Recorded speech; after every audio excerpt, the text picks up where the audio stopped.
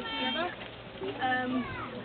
Our Livingston fruit bats are mega bats. They're one of the largest bat species in the world. Their wingspan's about 1.4 metres. In height, they're about 36 metres.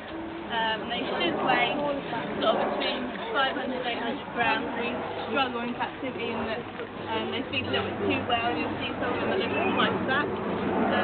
As you can see, they've got black fur and they have sort of blonde patches on their back.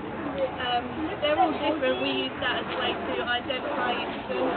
We've got Merlin, who you may have seen available from stock. His blonde patches on his back is actually in the shape of an M. We also use to identify each of them their ears.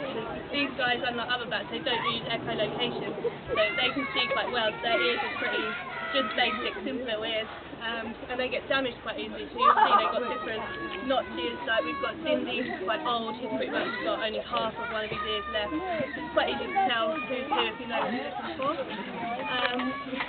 So these guys are endemic to the Comore Islands, which are off the northwest coast of Madagascar, and they're found on two of the islands, and Juan or something, and Mohili is where they're found. They live in tropical upland forest, about 600 metres up they live. Primary forest is degraded forest, and they live there in quite large colonies, or camps I think they're also called. And you'll see they have a social structure. It's based around the male dominance, so you will see that in here.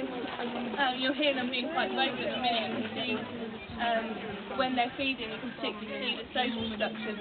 The males will take, they'll find their bit of feeding territory, and that's them being vocal now to find other subordinate males who come in now trying to feed. We actually, as part of my degree when I worked here, I did a study with these, looking at their feeding territories, and it used to be that we only had 9 gutters who you found would be 9 males that would take one each, become quite dominant over it, and we found we had problems with their weight. The males, the dominant males would get quite fat. We had some, they send me about 800 grams for most.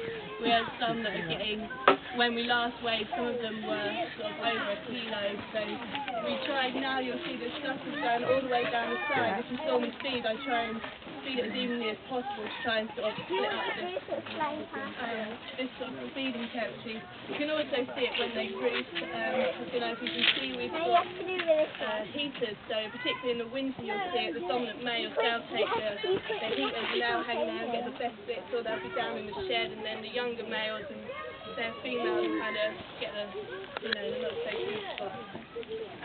So these guys, as I say, they're endemic to Comore Islands, so they're actually endangered. They were